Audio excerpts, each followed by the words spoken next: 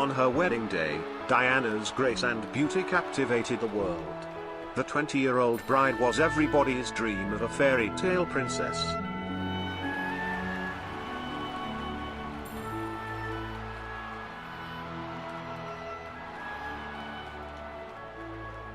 And they went on watching her.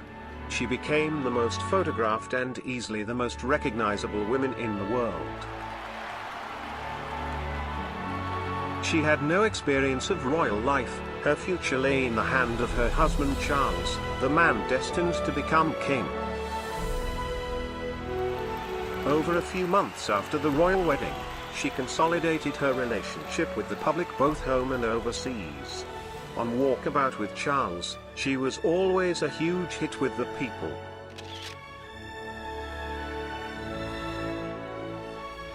Diana brought to the image of royalty a unique and personal blend of style, dignity, and glamour. And in today's video we are going to look at Diana's most beautiful jewelries, and who are the current owners of this magnificent collection. So, let's begin. Her Royal Highness Diana, the Princess of Wales' engagement ring may now be loved by many people, but back when it was chosen it caused quite a bit of controversy. Even though her sapphire center stone with the diamonds surrounding it broke from the more traditional diamond ring, that wasn't what people had an issue with. Instead, the problem was that it came from a catalogue. Most royals have engagement rings that were custom-made, which makes sure that their engagement rings are a one-of-a-kind, and that they are more special. For example, Prince Harry took 6 months to design then Miss Meghan Markle's engagement ring. The center diamond is from Botswana, where he took her when they were dating for about 3 to 4 weeks. The ring has 2 other diamonds, one each side, and these were from his mother's jewelry collection. So for Prince Charles, the future king, to just buy one from a catalogue obviously looked dodgy. So anyone that had £28,000 could have the same ring as who was thought to be the future Queen of England.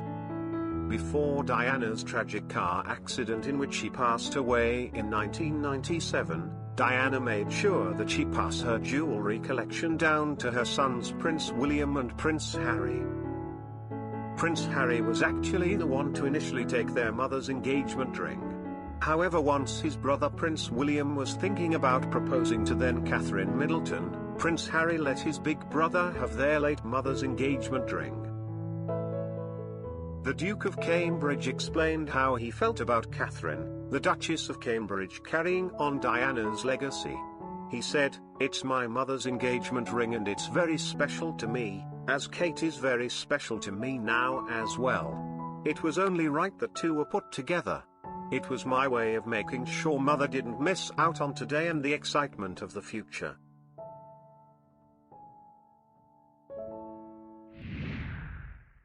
Ninth on our list is the Prince of Wales crest. It was a gift from Prince Charles during their wedding. The 3-feathered crest embellished with diamonds set on gold, and made as a pendant on a diamond necklace was remarkable. Diana loved this particular jewel and she wears them more often to show her affection to her husband. When Charles gave her a pair of emerald earrings, Diana adopted the necklace and added emerald drop on the pendant.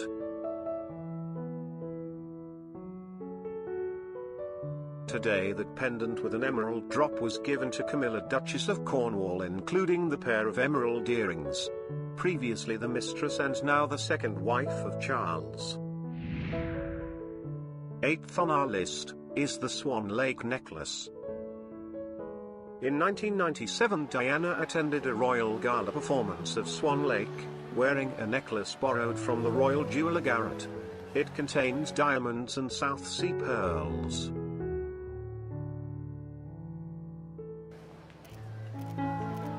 Diana had hoped to own the necklace with matching set of earrings which had yet to be made. Nicknamed as the Swan Lake necklace, it had become famous in the auctioned world, and the last time it was sold in an auction, it was able to fetch $12 million. The reason this particular piece became famous is because it was the last piece of necklace that Diana had worn prior to her fatal car accident in 1997. Another fabulous royal gem of Princess Diana is the Sri Lankan's sapphire, the size of a duck's egg, set in a double row of diamonds. It was a gift from Queen Elizabeth, the Queen Mother. Diana wore it on her shoulder to a banquet in Hampton Court in 1982. Later the brooch was changed to be a centerpiece of an elaborate choker. The 7 strings of pearls held it in place, worn with sapphire earrings. This was a spectacular combination. Diana was not really a brooch person, it does not go well with her own clothing style, so she turned this brooch into a necklace and had it strung on pearls, and it almost became her trademark. In a way it was kinda meld on the two families. The pearls is a Spencer trademark and the blue sapphire coming from the royal family, and she brought it together and made it her own.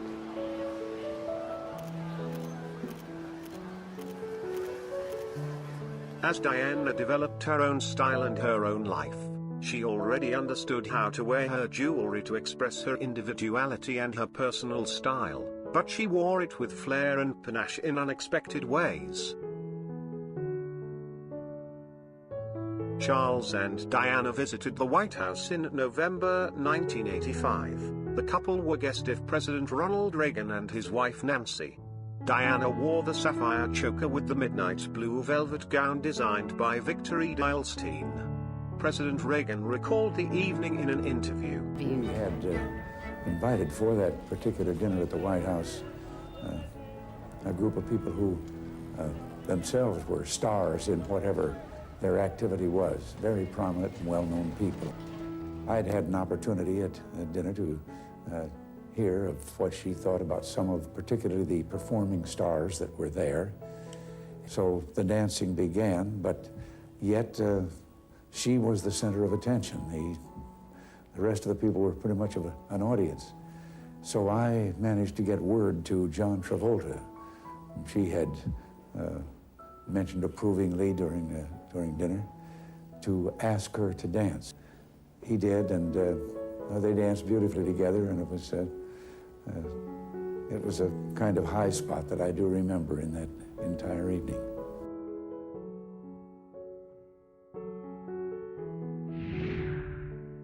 Sixth in our list is the Art Deco emerald and diamond choker. The emerald choker itself was originally gifted to Queen Mary by the ladies of India in 1911, which was given to Diana on a lifetime loan by Queen Elizabeth II shortly after her wedding to Charles. And in 1985, pictures of Princess Diana and Prince Charles dancing together in Melbourne during their tour of Australia made headlines. People were happy to see them dancing, but more importantly, they were further proof of Diana's style icon's status. For the evening, the princess wore a green one-shoulder gown, which she paired with diamond and emerald earrings and what appeared to be a matching headband, except it wasn't. Purely by accident, she fitted a choker necklace over her head, and loved the effect so much, she kept it there. It showed that she didn't take them too seriously. She obviously enjoyed and loved wearing jewelry, and she wore them beautifully.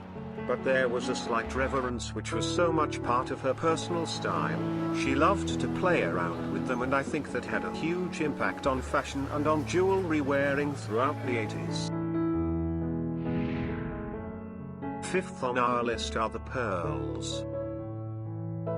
In 1991, Diana made a solo tour of Pakistan. She had grown a depth of sending outspoken signals of loneliness. Knowing that earrings draw attention to the face, she chose her largest pair, the wedding gift from the Emir of Qatar. She had worn the ornate diamond and pearl drop earrings many times. Diana owned another pair of pearl earrings, a wedding gift from the Spencer family jeweler, Collingwood. She wore this with her lover's knot tiara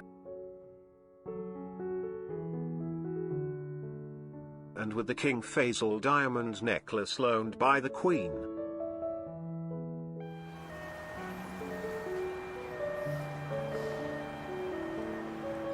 In 1993, after her separation from Charles, Diana attended an English National Ballet performance at Her Majesty's Theatre in London. But Diana's life half in and half out of the royal family was fraught with difficulties. At this stage, she was trying to work out the delicate balance in her new life.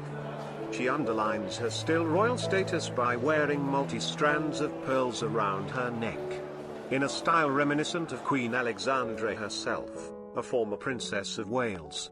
What I think that is very interesting was that she echoed the style of Princess Alexandra, who was one of the elegant princesses of Wales in British history. It was very beautiful, and it was very elegant of her to do that, and of course very, very romantic. In the early 90s, Diana's love for pearl chokers inherited from the Spencer family created a new fashion trend. She almost started single-handedly what was called the new romantic craze. And that pearl choker became a badge, a symbol of the new romantic look for her high-crust collars, the wonderful frills she wore. The pearls really played into that extremely, extremely well. Princesses and potentates shower the bride with gifts. The most expensive was this wonderful suite of Burmese sapphire from the Crown Prince of Saudi Arabia. The suite included earrings, bracelet, watch, ring, and a large pendant. Diana had the set altered to make a necklace, a choker on a velvet band, interchange sets of earrings, and a headband. She was very fond of the sapphire and diamond suite that she received as a wedding gift from the Crown Prince of Saudi Arabia, and she really enjoyed wearing that. And I think that was very important for her. As a young girl, she had to suddenly take on this cloak of grandeur and splendour, and the jewels certainly helped her to do that, and she wore them beautifully. And she also brought something light and fresh and young to fine jewellery, which we haven't seen in England for a very long time. In 1996, Diana wore this 11-string pearl choker with the Saudi earrings dressed by Versace. She was a confident woman during a visit to the United States for a charity event. The Saudi jewels were among Diana's favorites. On this occasion in Washington, she wore the diamond and sapphire Saudi watch. Cardiff, 1981.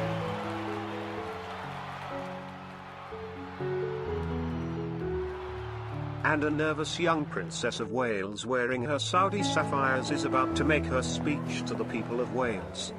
It's a great pleasure for me to come to Wales and to its capital, Cardiff. I look forward to returning many times in the future. And also I'd like to just add how proud I am to be Princess of such a wonderful place, and the Welsh people who are very special to me. Thank you.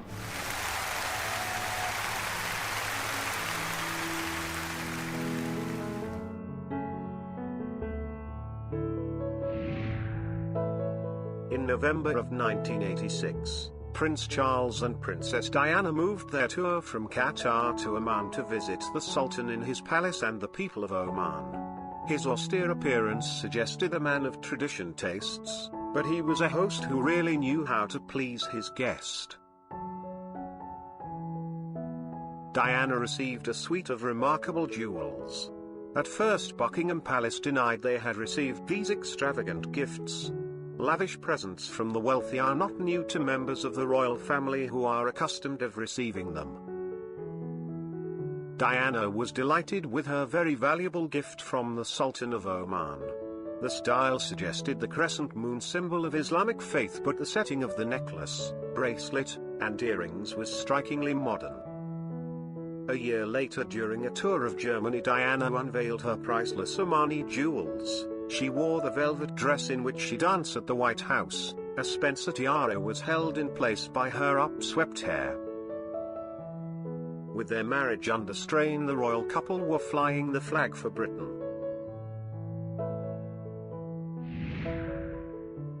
Second on our list is the Spencer tiara. Formed of different pieces, the centre element was a wedding gift to Cynthia, Viscountess Montague, who left the pieces to Lady Sarah in 1875. 4 matching pieces from Garrett's were added on in 1937 to create the tiara we see today. Princess Diana continued to wear the Spencer tiara frequently after her wedding, as alternative to Queen Mary's Lover's Knot tiara. The tiara was worn for banquets, state dinners, royal tours, and many iconic portraits, on loan to the Princess of Wales from her father. The state opening of the Parliament is a special event in the royal calendar.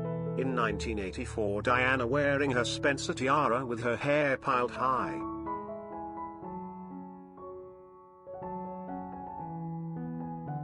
joined the Queen and Prince Charles for this very formal occasion. She was criticized for upstaging the Queen, the star of this show.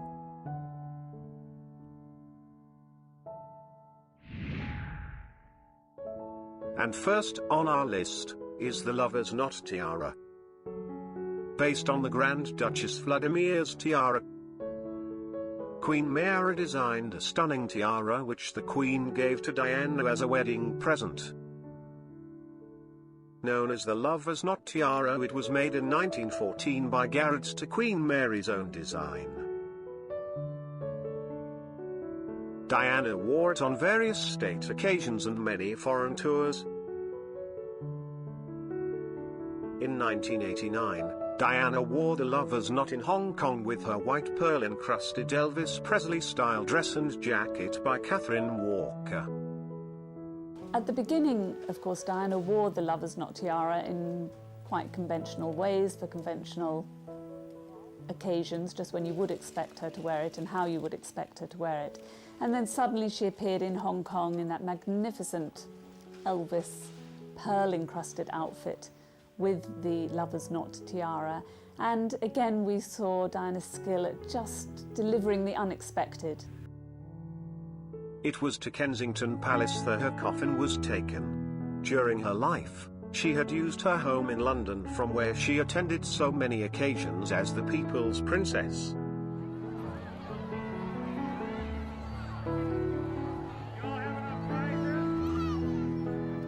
You've got to remember that when Diana appeared in public wearing those grand royal jewels, it was an amazing vision, and it was something that we hadn't seen in England for a very long time. We hadn't seen that kind of glamour, and particularly we hadn't seen the combination of such youth with such great and splendid jewellery. She brought a youth and a freshness to jewellery.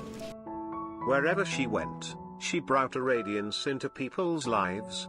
Her image will never be forgotten. She was radiant. She was quite an exceptional person. And you know, all the jewels in the world cannot make somebody shine if they do not shine themselves. Diana was somebody who, without the diamonds, was also a shining light. And to me, she brought a lot to the royal family. And I think we should think of her legacy as something very sweet and strong.